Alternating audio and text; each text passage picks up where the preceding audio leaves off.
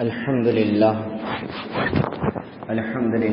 كفى والسلام على عباده الذين اصطفى أما بعد فقد قال الله تبارك وتعالى فأعوذ بالله من الشيطان الرجيم بسم الله الرحمن الرحيم ولا تستوي الحسنة ولا السيئة ادفع بالتي هي أحسن فإذا الذي بينك وبينه عداوة كأنه ولي حميم وما يلقاها إلا ذو حظ عظيم وما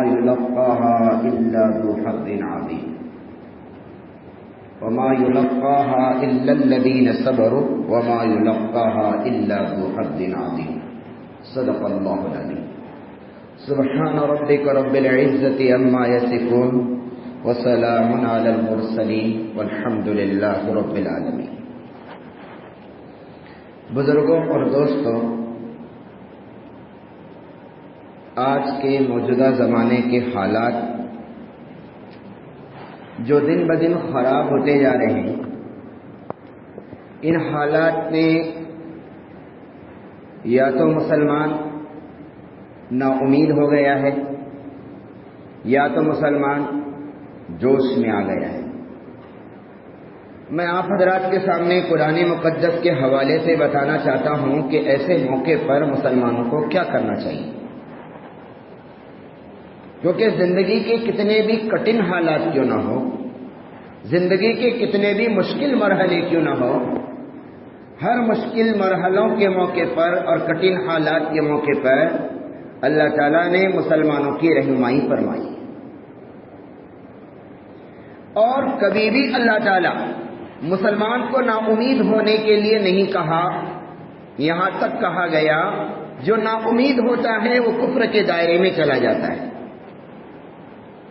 ہمارا ایمان ہے کہ سب کچھ کرنے دھرنے والی ذات تنہے تنہا اللہ کی ہے. اللہ تعالیٰ تو وہ ہیں جو ذلت کے نقشوں میں سے عزت کو نکال کے ہمارے سامنے رکھ دیتے ہیں. اللہ کی ذات تو وہ ہیں جو عزت کے نقشوں میں سے ذلت کو نکال کر ہمارے سامنے رکھ دیتی. اللہ کی ذات تو وہ ہے جو رات کے اندھیرے سے دن کے اجالے کو نکالتی ہے، اور اللہ کی ذات تو وہ ہے جو دن کے اجالے کو ختم کر کے رات کے اندھیرے کو اس پر مسلط کر دیتی ہے. اللہ تو وہ ہے جب اندھیرا آ جائے تو کوئی نا امید نہیں ہوتا کہ اب اجالا چلا گیا. جب اجالا آ جائے تو کوئی یہ یقین نہیں کر سکتا کہ اب اندھیرا نہیں آئے گا. ہر اجالے کے بعد اندھیرا ہے، ہر اندھیرے کے بعد اجالا ہے. ہر اجالے کے بعد اندھیرا ہے اور ہر اندھیرے کے بعد اجالا ہے. جیسے اجالے کے بعد اندھیرا آنا یقینی ہے، جیسے اندھیرے کے بعد اجالا آنا یقینی ہے، ایسے ہی حالات کے بعد خوشحالی کا آنا یقینی ہے. حالات بگڑے ہوئے ہیں تو اس کا مطلب یہ نہیں کہ بگڑے ہوئے رہیں گے.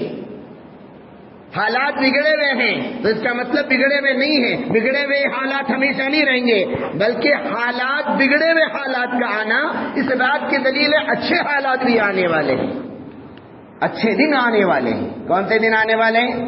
اچھے دن کا نعرہ لگانے والوں کے زمانے میں اگر اچھے دن نہیں آئے تو کیا ہوا؟ ان اچھے دن کا نعرہ لگانے والے جب چلے جائیں گے تب تو اچھے دن آئیں گے.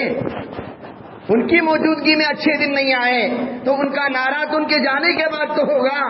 تو انسان کو یقین کرنے کی ضرورت ہے کہ انسان حالات سے متاثر نہیں ہوتا، انسان حالات میں نا امید نہیں ہوتا، انسان حالات کے اندر انسان کبھی بھی اپنے آپ کو کم ہمت اور بزدل نہیں سمجھتا.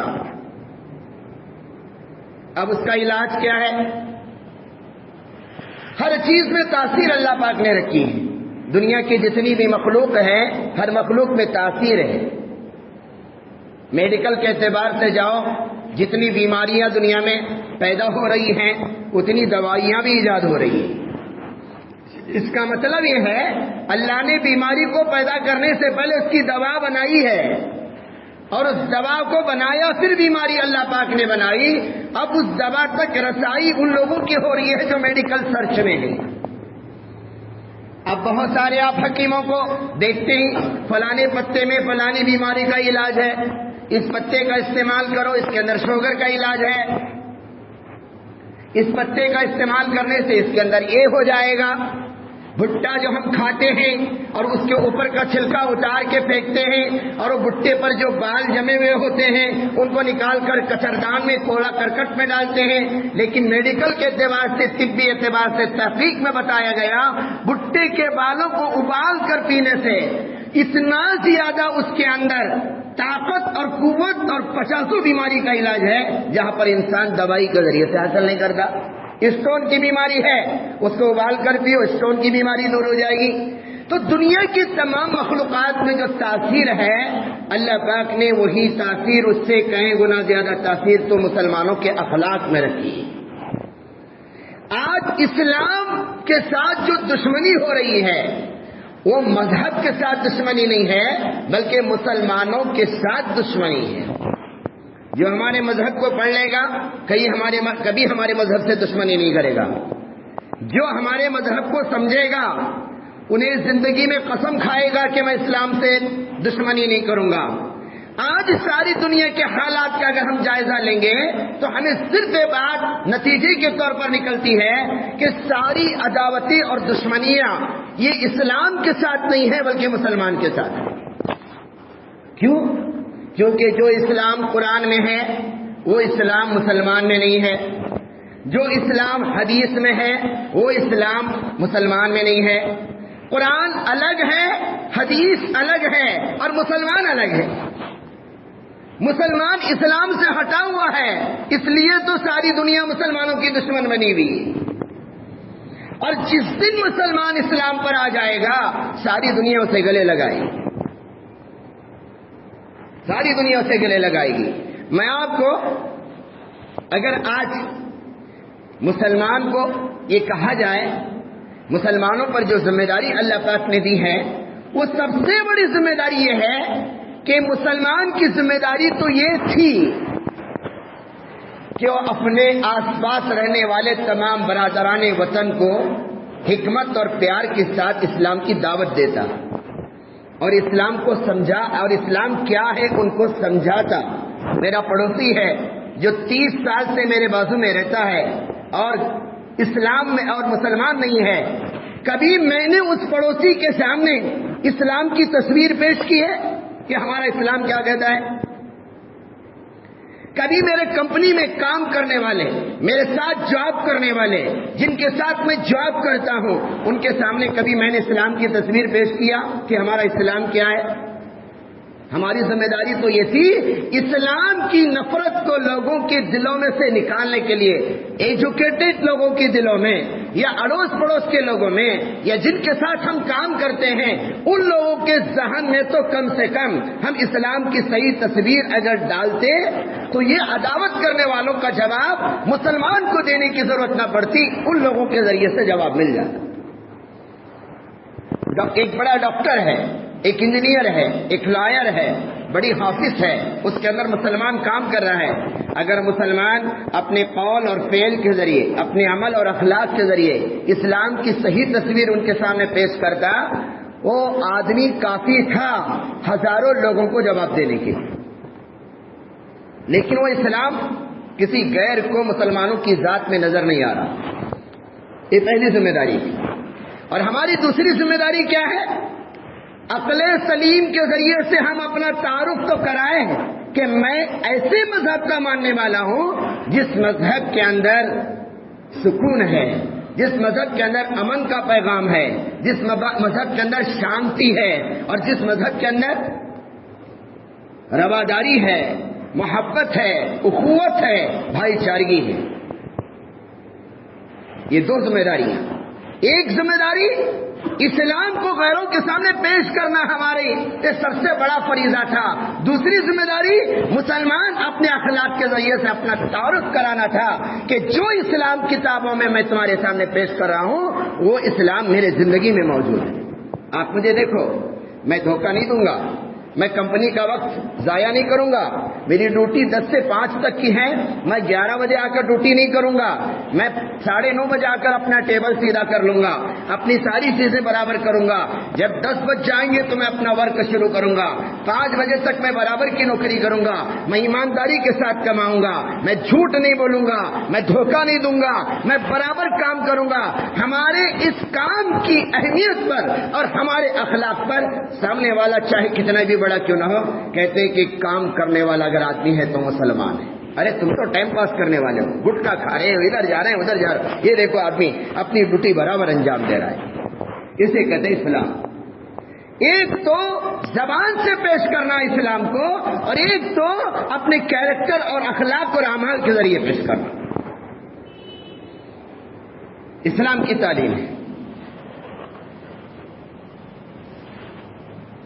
آئیے میں کچھ مثالوں کے ذریعے سے آپ کو بتاتا چلوں اخلاق کے ذریعے سے اسلام کیسے پیش کیا جا سکتا ہے، اخلاق اور کیریکٹر کے ذریعے سے اسلام کیسے پیش کیا جا سکتا ہے۔ سرکار دو عالم صلی اللہ علیہ وسلم 40 سال کی عمر میں پیغمبر بنے اور 13 سال تک مکہ میں رہے۔ کتنے سال تک؟ 13 سال تک۔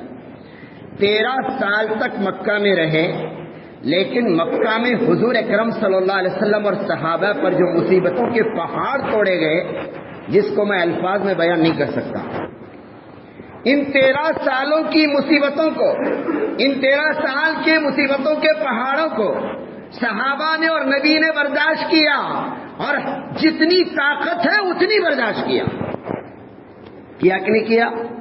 مکی زندگی کے اندر کبھی صحابہ نے تلوار اٹھائی؟ مکی زندگی کے اندر کبھی حضور نے تلوار اٹھائی؟ مکی زندگی کے اندر کبھی حضور اکرم صلی اللہ علیہ وسلم اپنے میدان کے اندر سب اتارے ان کے ساتھ مقابلہ کرنے گئے؟ نہیں، برداشت کرتے رہے، برداشت کرتے رہے، کیونکہ قرآن کہتا ہے وَلَا تَسْتَوِي الْحَسَنَةُ وَلَا السَّيِّئَةُ، نیکی اور برائی برابر نہیں ہو سکتے۔ اِدْفَعْ بِالَّتِي أَحْسَنُ، جب برائی تمہارے سامنے آ جائے تو نیکی کے ذریعے سے برائی کو دور کرو۔ فَإِذَا الَّذِي بَيْنَكَ وَبَيْنَهُ عَدَاوَةٌ كَأَنَّهُ وَلِيٌّ حَمِيمٌ، ممکن ہے کہ تمہاری بھلائی کے طریقے پر سے جو تم بھلائی کے طریقے سے جو برائی کو دور کر رہے ہو، یہ سامنے والے دشمن کے دل کے اندر تمہاری محبت کا ذریعہ بن سکے۔ وما يلقاها الا الذين صبروا وما يلقاها الا ذو حظ عظيم، قرآن کہتا ہے اتنی ہمت و دلیری کی بات تو صبر والوں کے اندر ہوتی ہے۔ اس آیت کا کیا مطلب؟ تم سے کوئی برا کر رہا ہے، تم اس کے ساتھ برا مت کرو، تم اس کے ساتھ بھلا کرو۔ کوئی گاڑی سامنے لے کر آیا اور مسلمان بچہ بھی گاڑی لے کر گیا، غلطی اس کی ہے سامنے والے کی، اور وہ غصے سے تم کو دیکھ رہا ہے الٹا، تم اسے مسکرا کر دیکھو، ختم، معاملہ ختم۔ تمہاری یہ مسکراہٹ اس کے دل میں تمہاری عداوت کو ختم کرنے کا ذریعہ بنے گی۔ اگر وہ تمہیں غصے سے دیکھے، تم بھی اسے غصے سے دیکھو، تو تم برائی کا جواب برائی سے دے رہے ہو۔ قرآن کہتا ہے ادفع باللتی احسن فاذا الذی بینک وبینہ عداوۃ کأنہ ولی حمیم وما یلقاها الا الذین صبروا۔ آگے اللہ نے کیا فرمایا؟ یہ کام وہی کر سکتا ہے جس کے اندر صبر کا جذبہ ہے، غصے والا نہیں کر سکتا۔ ہاں، غصے والا نہیں کر سکتا۔ ایک آدمی رانگ سائڈ میں آیا اور تم سیدھا جا رہے تھے، اور پھر بھی تم نہ گھر کے دیکھ رہا ہے، کہتا اسے گھر کو دیکھ رہا ہے تو ہمیں بھی گھر کو دیکھے ہوتے۔ مسلمان ایسا کر رہا ہے آج۔ قرآن کہتا ہے ہمیں بزدل بننا نہیں ہے، لیکن ہر برائی کا جواب برائی سے نہیں دینا ہے۔ کوئی ہمارے پیغمبر کو گالیاں دے رہا ہے، ہم اس کو ماں بہن کی اڑا رہے ہیں۔ کیا ہمارے شریعت میں ماں بہن کو گالی دینا جائز ہے؟ ہاں، عقل مندی کے ساتھ، عقل سلیم کے ساتھ اس کی گالی کا جواب محبت سے دو۔ جس نے بھی سرکار پہ پتھر برسایا، سرکار نے اس کے لیے دعا دی۔ جس نے بھی سرکار کو گالی دی، سرکار نے اس کو پیار سے اس کے دل کو جیت لیا۔ جیتا کہ نہیں جیتا؟ ایک یہودی حضور صلی اللہ علیہ وسلم کو قرض دیا تھا، بھرے دربار کے اندر، بازار کے اندر، اور معاہدہ تھا کچھ دنوں کے بعد لینے کا۔ وقت سے پہلے یہودی بیچ مارکیٹ کے اندر حضور کا گریبان پکڑ کے کہہ رہا ہے محمد تو جھوٹا ہے، قرضہ تو لیا ہے، دینا نہیں جانتا۔ صحابہ سامنے موجود تھے، غصہ آ رہا تھا. نبی علیہ الصلوۃ والسلام کہنے لگے نہیں غصہ کرنا نہیں ہے. حضرت عمر نے غصہ کیا. اللہ کے رسول نے کہا اس کا جو قرضہ مجھے دینا ہے حضرت عمر سے کہا کہ ادا کرو، اور تم نے جو اس پر غصہ کیا ہے اس کے بدلے میں زیادہ دے دو. وہ یہودی نبی علیہ السلام کے اخلاق کو دیکھ کر مسلمان ہوا اور صحابی بنا، اور کہا میں نے میری کتابوں میں پڑھا تھا جو پیغمبر ہوگا آخری پیغمبر اس کے اندر بردباری اور صبر کا جذبہ زیادہ ہوگا. میں اس کو پریکٹیکل شکل میں دیکھنے کے لیے کام کیا تھا، اور میں نے آنکھوں سے دیکھ لیا کہ پریکٹیکل شکل میں محمد جیسا صبر کرنے کا جذبہ کسی کے پاس نہیں ہے. میں نے اسلام قبول کیا. اخلاق ہوتے ہیں اسلام کے قریب لانے کے لیے. جبار بن سلمہ ایک صحابی ہیں. جبار بن سلمہ اسلام لانے سے پہلے بہت زیادہ متشدد تھے، کافروں کے اندر بہت زیادہ سخت تھے، مسلمانوں کے پکے دشمن تھے. ان سے پوچھا گیا کہ تم اسلام کیسے قبول کیے، اتنا سخت مزاج آدمی اسلام میں کیسے آیا؟ انہوں نے کہا ایک واقعہ میرے اسلام میں آنے کا ذریعہ بنا. وہ واقعہ کیا تھا؟ میں نے ایک صحابی عامر بن فہیرہ کو نیزہ مارا. عامر بن فہیرہ ایک صحابی ہیں، ان کو میں نے نیزہ مارا. وہ نیزہ جب ان کے سینے میں گڑ گیا تو ان کو خون کا فوارہ نکلا اور وہ شہید ہونے لگے. جان نکلتے وقت ان کی زبان سے جملہ نکلا فزت برب الکعبہ، رب کعبہ کی قسم میں کامیاب ہو گئے. رب کعبہ کی قسم میں کامیاب ہو گیا. میں پریشان ہوا، اس کی بیوی بیوہ ہو رہی ہے، اس کے بچے یتیم ہو رہے ہیں، اس کا مال اور دولت سے جدا ہو رہا ہے، اور یہ جا رہا ہے دنیا سے مر رہا ہے، اور زبان سے جملہ کیا نکل رہا ہے؟ رب کعبہ کی قسم میں کامیاب ہو گیا. اب میرے دل کے اندر ایک جملہ اتر گیا. میں نے کہا واقعتاً اس نے مرنے سے پہلے کوئی چیز دیکھا ہوگا جس کی وجہ سے قسم کھا رہا ہے کہ میں کعبہ کی قسم، رب کعبہ کی قسم میں کامیاب ہوا. میں اسلام کو پڑھنا شروع کیا، میں اسلام کو قریب سے دیکھنا شروع کیا کہ اسلام ہے کیا، کہ جو ایک مرنے والے کے زبان سے کہلوا رہا ہے اللہ کی قسم میں کامیاب ہو گیا. جب میں نے اسلام کو قریب سے پڑھنا شروع کیا، مسلمانوں کو قریب سے دیکھنا شروع کیا، اللہ نے مجھے اسلام کی دولت سے مالا. مکی زندگی کے اندر سرکار دو عالم صلی اللہ علیہ وسلم کے زمانے میں کفار مکہ پورے اطراف سے پورے شہر کا محاصرہ کر کے کھڑے ہو گئے. ہر آنے والے حج کرنے کے لیے آنے والے آدمی کو کہتے مکہ میں ایک شخص ہے جو اپنے آپ کو پیغمبر کہتا ہے، اس کا نام محمد ہے، تم اس کی بات نہیں سننا. اس کے سامنے جاؤ تو وہ تمہارے سے بات کرے گا، تم اپنے کانوں میں انگلیاں ڈال لینا، کپاس ڈال لینا، روئی ڈال لینا، اس کی بات نہ سننا. سارے مکہ کے دشمنوں نے مل کر نبی علیہ السلام سے ملنے کے لیے روکنے کی کوشش کی، لیکن اس میں کچھ سمجھدار لوگ تھے، وہ کہنے لگے آخر وہ آدمی ہے کون، اس کا چہرہ تو دیکھ کر جائیں گے، جس کے بارے میں سارا محاصرہ ہو رہا ہے اور سارے بڑے بڑے سردار کھڑے ہو کے بول رہے اس سے ملو نہ کو، انہیں بڑا ڈینجر ہے، میاں بیوی کے درمیان تفرقہ ڈال رہا ہے، اور اس نے باپ بیٹے کو جدائی کر رہا ہے اور اسلام کی دعوت دے رہا ہے. کچھ سمجھدار قسم کے لوگوں نے سوچا مکہ کو حج کے لے آئے ہیں، اسے ملے بغیر نہیں جائیں گے، کیونکہ دیکھو تو جائیں گے انہیں ہے کیسا انسان ہے کیا، بڑا جنات ہے. اب جب دیکھنے کے لیے جو آیا وہ دامن مصطفیٰ سے سیراب ہو کر گیا. جو آیا نبی کے دربار میں، نبی کو قریب سے دیکھا، ان کی باتوں کو سنا، ان کے اخلاق کو دیکھا، ان کے کیریکٹر کو دیکھا، ان کے رویے کو دیکھا، ان کے طور طریقے کو دیکھا، اٹھتے وقت کہنے لگا میں نے زندگی میں ایسے شخص کو نہیں دیکھا، لا الہ الا اللہ محمد رسول اللہ. تو جتنے صحابہ ہوئے وہ حضور کو قریب سے دیکھ کر ہوئے. ہم جیسے مسلمانوں کو دیکھ کر کوئی بھی مسلمان نہیں بن سکتا، ان کو دیکھ کر مسلمان. ایسے ہی صلح حدیبیہ کے موقع پر 6 ہجری میں صلح حدیبیہ کا واقعہ پیش آیا. 8 ہجری کے اندر مکہ فتح ہوا. حضور کو نبوت 40 سال کی عمر میں ملی. 21 سال تک حضور اکرم صلی اللہ علیہ وسلم محنت کرتے رہے. 21 سال میں اللہ وہی تھا، قرآن وہی تھا، نبی وہی تھے، صحابہ وہی تھے، لیکن اللہ تعالی کی مدد حضور کے ساتھ تھی. اتنی اسپیڈ کے ساتھ مدد نہیں ہوئی جتنی اسپیڈ کے ساتھ مدد اللہ تبارک و تعالیٰ نے صلح حدیبیہ کے بعد کیا. کیا وجہ تھی؟ اسلام اتنا تیزی سے 21 سالوں میں نہیں پھیلا حضور کی 21 سال کی زندگی میں نبوت ملنے کے بعد سے. اخیر کے 3 سال میں جو اسلام پھیلا ہے، جس اسپیڈ کے ساتھ، جس تیزی کے ساتھ، اتنی اسپیڈ کے ساتھ اسلام 21 سال تک نہیں پھیلا. اس کی وجہ کیا ہے؟ صلح حدیبیہ کے بعد ایک طے ہوا کہ مکہ کا ہر آدمی مدینہ آ سکتا ہے، مدینے کا ہر آدمی مکہ جا سکتا ہے. پہلے جنگوں کا سلسلہ چل رہا تھا، ادھر والے ادھر نہیں آ سکتے تھے، ادھر والے ادھر نہیں آ سکتے تھے. کافر مسلمانوں کو قریب آ کے نہیں دیکھ سکتے تھے، مسلمان کافروں کے قریب نہیں جا سکتے تھے، دونوں کے درمیان دیوار تھی. اب اعلان ہوا، معاہدہ ہوا کہ اب آزادی کے ساتھ ہر کوئی گھوم سکتا ہے. اب جو مکہ کے کافر تھے وہ مدینے کو آنے لگے اپنے رشتہ داروں کے گھر پہ جو مسلمان ہو گئے تھے، اور جو ان کے رشتہ دار مسلمان ہو گئے تھے ان سے بائیکاٹ چل رہا تھا. اس پریڈ میں وہ مسلمانوں کے گھر آنے لگے تو مدینے کے صحابہ اپنے رشتہ داروں کا اپنے پیٹ پہ پتھر باندھ کر ان کا اکرام کرنا شروع کیا، ان کو اچھا کھلایا، ان کے ساتھ اچھا برتاؤ کیا. جب انہوں نے مسلمانوں کو قریب سے دیکھا، 2-2.5 سال کے اندر بالکل قریب سے دیکھا، تو اللہ تعالیٰ نے صرف 2 سال کے اندر اسلام کی چنگاری کو ایسے پھیلایا، ہزاروں اور لاکھوں کی تعداد میں صحابہ بن گئے. یدخلون فی دین اللہ افواجا. اسلام میں لوگ جوک در جوک داخل ہونے لگے. وجہ صرف یہ تھی کہ کافروں نے مسلمانوں کو قریب سے دیکھا. کیسے دیکھا تھا؟ قریب سے دیکھا تھا.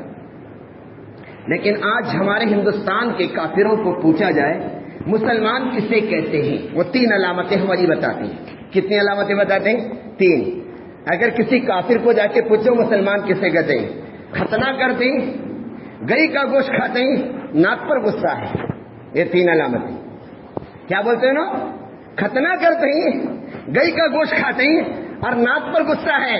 ذرا کیا بھی بولو تو غصہ کرتے ہیں. یہ ہمارے ہندوستان کے مسلمانوں کی 3 علامتیں ہیں. امریکہ میں جا کر پوچھو کہ مسلمان کی علامت کیا ہے، زیادہ شادیاں کرتے ہیں. امریکہ کے مسلمان زیادہ شادیاں کرتے ہیں اور اونٹا پالتے ہیں. یہ 2 نشانیاں امریکہ میں. ہندوستان کے مسلمان گائے کا گوشت کھاتے ہیں، ختنہ کرتے ہیں، ناک پر غصہ ہے. کبھی انہوں نے ہمارے اسلام کے ذریعے سے ہمارا تعارف نہیں کرائیں. کیوں؟ کیونکہ ہماری جو چیزیں ان کو دکھ رہی ہیں وہی بولیں گے بیچارے. ہماری کیا چیز دکھ رہی ہے؟ ختنہ کر لیے تو مسلمان، پکا مسلمان ہوا. اتنے دن گندا تھا آج پاک ہو گیا، آج مسلمان ہو گیا. خلیفہ بھی کیا بول کو کاٹتا ہے؟ کیا بول کو کاٹتا ہے؟ اتنے دن گندا تھا آج پاک ہو گیا، آج مسلمان ہو گیا. یعنی اب تک مسلمان نکتا، ہاں کاٹنے کے بعد ہی مسلمان ہوا. گئی کا گوشت کھاؤں گا چاہے دھیان دینا پڑے، یہ مسلمان. ہماری علامتیں 3 ہیں. ہم نے اسلام سے تعارف نہیں کرایا، اپنا اسلام سے تعارف نہیں کرایا، جس کی وجہ سے آج یہ فسادات، یہ دنگوں کے اندر مسلمانوں کو اس کا خمیازہ بھگتنا پڑ رہا ہے. مسلمان ذلیل ہو رہا ہے، مسلمان رسوا ہو رہا ہے. آج مسلمان اپنے آپ کو اتنا گرایا ہے. ایک ٹرین کے اندر ایک بزرگ سفر کر رہے تھے ہمارے ٹرین کے اندر، تو انہوں نے نماز کے وقت میں نماز پڑھنا شروع کی. رکوع میں جاتے وقت اللہ اکبر، سجدہ کرتے وقت اللہ اکبر. ان کے سامنے ایک اسکالر بیٹھا ہوا تھا. نماز کے بعد پوچھا اس نے، میں نے تم کو پریئر میں دیکھا تو میں ہر بار اکبر بادشاہ کو یاد کر رہے تھے. ہندوستان میں اکبر بادشاہ مشہور ہے نا، اکبر مغلیہ سلطنت کا، اور ہندوؤں کے ذہن میں وہ ہے کہ اکبر بادشاہ، اور اس نے بڑا ظلم کیا، ایسا کیا ویسا کیا. اورنگزیب کے بارے میں بولتے ہیں کہ مسلمانوں نے لٹیرے ہیں جو باہر سے آ کر حملہ کیا. اکبر بادشاہ کی وجہ سے 700 سال مسلمان حکومت کرے. تو تمہیں بار اکبر بادشاہ کا نام لے رہے تھے، اکبر اکبر اکبر کر کے. پھر بزرگ نے سمجھایا اللہ اکبر کا معنی اللہ بہت بڑا ہے. ہم نے اپنی اذان کا ترجمہ بھی غیروں کو نہیں سمجھایا آج تک. ہم اذان میں کیا بول رہے ہیں، نماز میں کیا پڑھ رہے ہیں، ہماری اذان کا ترجمہ بھی ہم کنڑ میں، انگلش میں، مراٹھی میں اس کا ٹرانسلیشن کر کے غیروں کے سامنے پیش نہیں کیا. اب بتاؤ مسلمان قصوروار ہے کیا دنگا فساد کرنے والے قصوروار ہیں؟ ہم نے اسلامی پیش نہیں کیا ان کے سامنے. اور کوئی غیر آدمی مسجد کے سامنے باجا بجا کے گیا تو ہمارا غصہ آتا ہے کہ نہیں آتا؟ انہوں گنیش لے کر جا رہے ہیں، باجا بجا رہے ہیں، مسلمان کو غصہ. یا سامنے کے حال میں اور اس کے سامنے کے حال میں پٹخشا اڑا کو نماز کے وقت میں ڈھول بجائے تو مسلمان کو جائز ہے وہ؟ ہاں، مسلمان پٹخشی اڑا رہا ہے، مسجد میں نماز چل رہی ہے، وہ مسلمان کے لیے جائز ہے، اور غیر باجا بجائے تو ہمیں غصہ آ رہا ہے. ارے وہ غیر غیر ہے، وہ باجا بجانے دو اس کو، اس پر غصہ کرنے کی بجائے اپنے اعمال پر غصہ کرو کہ ہمارے اعمال کتنے درست ہیں۔ ہم نے نمازوں کو چھوڑ کر، عبادتوں کو چھوڑ کر اپنے آپ پر غصہ کرنا شروع کیا تو ہم کامیاب ہو جائیں گے غیروں پہ غصہ کرنے کے بجائے۔ اسی طریقے سے مسلمانوں کو دیکھ کر لوگ قریب آئیں گے۔ ہم مسلمانوں نے ایسے اخلاق پیش نہیں کیے۔ اب آئیے، وقت ختم ہوا، ہمیں کرنا کیا چاہیے؟ 2-3 جملے سن لیجئے۔ سب سے پہلے تو ہمیں اپنے برادران وطن کو قریب کرنا پڑے گا۔ قریب کرنے کے لیے اڑوس پڑوس میں، اپنی کمپنی اور کارخانوں میں جو بھی غیر لوگ ہمارے ساتھ کام کر رہے ہیں ان کے ساتھ ہم اچھا برتاؤ کرنا شروع کریں۔ وہ غصہ کرے تو بھی ہم غصے کا جواب محبت سے دیں۔ اڑوس پڑوس میں کچھ کھانے پینے کے تہواروں کے موقع پر ہم ان کے گھر پہ کچھ کھانا بھیج رہے ہیں، جو چیز کھا سکتے ہو، پکا ہوا کھانا نہ ہو، فروٹ وغیرہ ہم بھیج رہے ہیں، اچھا برتاؤ کر رہے ہیں۔ ہمارے اخلاق اور اچھے برتاؤ کی وجہ سے اسلام کے لوگ قریب آ جائیں۔ پھر جب وہ تھوڑا تھوڑا قریب ہونا شروع ہو جائے، وہ مسلمانوں کی نفرت ان کے اندر سے نکلنا شروع ہو جائے، تو ہم چھوٹی چھوٹی کتابچے، میگزین، اسلام کیا ہے، واٹ از اسلام، اسلام کسے کہتے ہیں، اسلام کا پیغام کیا ہے، قرآن کی آیت کے ذریعے سے کنڑ میں، انگلش میں، مراٹھی میں ہم اسلام کا تعارف بڑے بڑے لوگوں کے سامنے پیش کریں، جن کی جتنی بڑی رسائی ہے، جن لوگوں کی جہاں تک رسائی ہے، وہ اپنے بڑوں کے سامنے اسلام کا نمونہ پیش کریں۔ پہلے تو اخلاق سے پیش کرنا ہے، اچھا برتاؤ کرنا ہے، اس کے بعد زبان سے اسلام کی تعلیم پیش کرنا ہے، اس کے بعد تحریری شکل میں ان کے سامنے ہم اسلام کا مواد پیش کریں۔ اذان کا کیا معنی، اذان میں کیا کہا جاتا ہے، نماز ہم کس طرح پڑھتے ہیں، نماز ہمارا کیا طریقہ ہے، ہم ان کو سمجھائیں گے تو تب، کیونکہ ہم مسلمان مسجد میں نماز پڑھتے ہیں، وہ مسجد میں آ نہیں سکتے۔ ہم کو دیکھیں گے کہاں پر؟ وہ بازاروں میں دیکھیں گے، آفس میں دیکھیں گے، دفتروں میں دیکھیں گے، اور وہاں پر تو مسلمان بگڑا ہوا ہے۔ اور مسجد میں پہلے کے لوگوں کو آپ نے دیکھا کہ عورتیں چھوٹے چھوٹے بچوں کو لے کر مسجد کے سامنے قطار لگا کے کھڑی ہوتی تھی، ہے نا؟ گود میں ہندو کی عورتیں ہوتی تھی، اور نماز پڑھنے والے جاتے جاتے کیا کرتے تھے؟ دم کر کو جاتے تھے، حالانکہ سورہ فاتحہ بھی نہیں آتی، لیکن انہیں دم کر کو جا رہا، اور دوسرے دن بچہ حرامی چھوا۔ میں ابھی ہمارے دوست حافظ نذیر صاحب، جو ماشاءاللہ ان کے حافظ معاذ صاحب کے خالازاد بھائی ہیں، ان کے بچے کو دیکھنے کیلی گیا تھا 4 دن پہلے، تو کیلی کے اندر مولانا نے بچے کو میرے سامنے دیا گود میں، اور مجھے دعا پڑھنے کے لیے کہا۔ میں دعا پڑھ رہا تھا تو پورے وارڈ میں جتنے بھی ہندو عورتیں تھیں جو بچوں کو لے کر سوئی ہوئی تھی، سب ہاتھ جوڑ کر کہنے لگی ہمارے بچے کو بھی دم کرو، ہمارے بچے کو بھی تمہیں دم کرو۔ ان کو لگا کہ کوئی دھارمک گرو آئے ہیں۔ پورے وارڈ کی ساری عورتیں بچے کو لے کر آئی، مجھے دیکھ کر پلو ڈول لیا، اور بچوں کو پیش کرنے کے بعد میں نے جب دعا کر کے دم کیا تو سب اپنے پیروں کو ملا کر ہاتھ میرے سامنے جوڑ رہی تھی۔ کیا یہ نفرت ہے؟ کیا محبت نہیں ہے؟ یہ محبت نہیں ہے؟ ہم نے اسلام کا نمونہ ان کے سامنے پیش نہیں کیا، اسلام کیا ہے ان کے سامنے نہیں بتایا، تو آج غیر نفرت کر رہے ہیں۔ مسجد کے سامنے عورتیں بچوں کو لے کے پہلے کھڑی ہوتی تھی کہ نہیں بھائی بزرگ لوگوں، اب کی نہیں کھڑی ہو رہی؟ اور مسجد کے سامنے کی کھڑی ہوتی تھی، ہمارے دکانوں کو کیوں نہیں آتے تھے انہوں، ہمارے گھراں کو کیوں نہیں آتے تھے، مسلمان کے گھر کو بچے کو لے کو کیوں نہیں آتے تھے؟ ان کو معلوم تھا انہیں جب تک مسجد میں تب تک کس مسلمان ہے، انہیں مسجد سے باہر نکلیا تو اس سے خراب کون نہیں ہے۔ اس کے لیے اسے ہاتھ پکڑو، جا کو کہاں پکڑو، اسے ہاتھ پکڑو جب تک انہیں مسجد میں ہے، انہیں باہر نکلا تو درندہ، انہیں اندر رکھا تو ولی۔